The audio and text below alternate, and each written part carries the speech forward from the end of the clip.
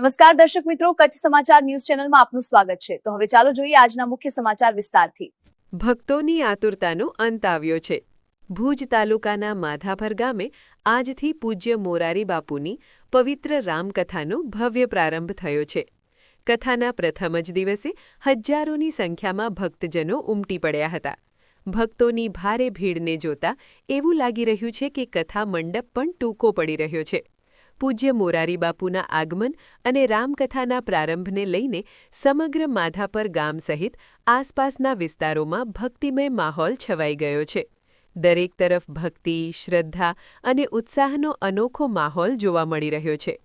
જણાવી દઈએ કે 2 દિવસ પહેલા વિસ્તારમાં જોરદાર પવન સાથે વરસાદી વાતાવરણ સર્જાયું હતું, જેના કારણે કથાના આયોજનમાં થોડો વિઘ્ન આવ્યો હતો અને આયોજકોને મુશ્કેલીઓનો સામનો કરવો પડ્યો હતો।